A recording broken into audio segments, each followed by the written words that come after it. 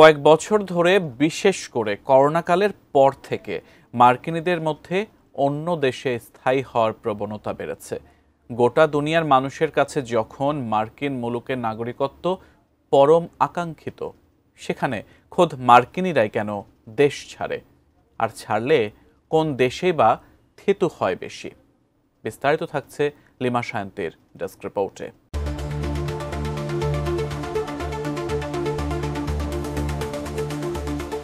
যখন বাংলাদেশ সহ ভারতীয় উপমহাদেশের দেশগুলোর জনগণের একাংশের স্বপ্নের ঠিকানা আমেরিকা, সম্প্রতি দেখা যাচ্ছে আমেরিকান নাগরিকেরাই দেশ ছেড়ে পরিবার নিয়ে পাড়ি জমাচ্ছেন অন্য দেশে।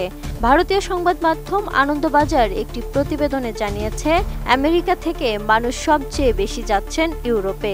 সেখানকার বিভিন্ন দেশে গিয়ে তারা নতুন জীবন শুরু করে মাতৃভূমির মায়া কাটিয়ে ফেলছেন অনায়াসেই।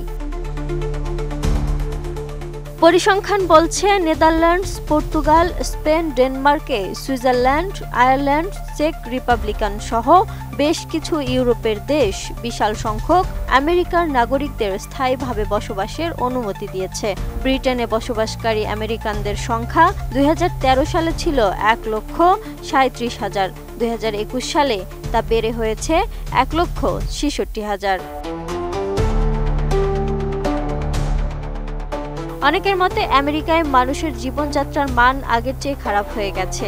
স্বাচ্ছন্দ্যে স্বাভাবিক জীবন কাটাতে পারছেন না অনেকেই। উন্নত জীবনধারার খোঁজে তাই ইউরোপে যাচ্ছেন তারা। আরেকটি কারণ হলো আমেরিকায় বাড়ি ভাড়া বা থাকার খরচ আগের চেয়ে বেড়েছে জমির দামও। নাগরিকদের বেতন সেই অনুপাতে বাড়েনি। ইউরোপের দেশগুলোতে এই খরচ অপেক্ষাকৃত কম। রোজকার সাধারণ খাবার এখন হবে অসাধারণ। প্রাণ স্বাদের মশলা, স্বাদ বাড়ায়, ঘ্রাণ ছড়ায়। তাছাড়াও আমেরিকার রাজনৈতিক পরিস্থিতিও নাগরিকদের দেশ ছাড়ার অন্যতম কারণ হয়ে দাঁড়িয়েছে। অনেকেই দেশের রাজনৈতিক ধামাঢলে বিরক্ত। তবে এক্ষেত্রে ডোনাল্ড ট্রাম্পের আমলে নাগরিকদের দেশ ছাড়ার পরিমাণ সবচেয়ে বেশি। আমেরিকার কয়েকটি সংবাদ মাধ্যম সূত্রে জানা গেছে, ট্রাম্প প্রেসিডেন্ট পদে নির্বাচিত হলে দেশ ছেড়ে চলে যাবেন, এমন প্রতিজ্ঞা করে বসেছিলেন নাগরিকদের অনেকেই।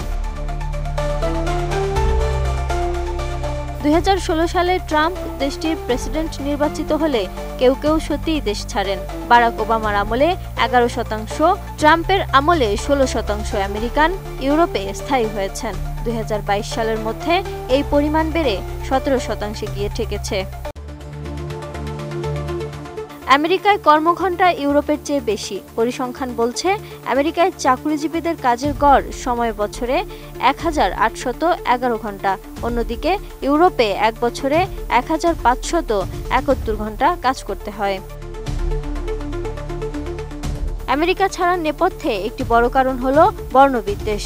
কৃষ্ণাঙ্গ মানুষদের এখনও নিচু নজরে দেখে দেশটির সমাজের একাংশ। 2021 সালে জর্জ ফ্লয়েড হত্যাকাণ্ডের পর দেশটির অনেক কৃষ্ণাঙ্গ আমেরিকান ইউরোপে চলে গিয়েছিলেন।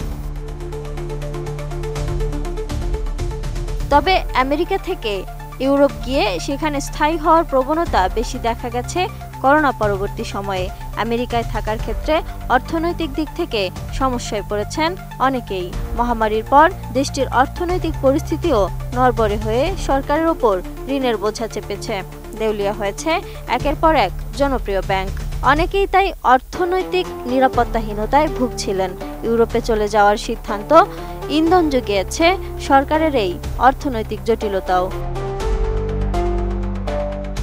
ইউরোপের যে দুটি দেশকে অনেক বেশি সংখ্যক আমেরিকান নির্ঝঞ্ঝাট জীবনের জন্য বেছে নিয়েছেন, সেগুলো হলো পর্তুগাল এবং স্পেন। এছাড়া অন্য ইউরোপীয় দেশেও আমেরিকানদের ভিড় নিয়মিতই বাড়ছে। Lima Sayanti, desk report, ATN news.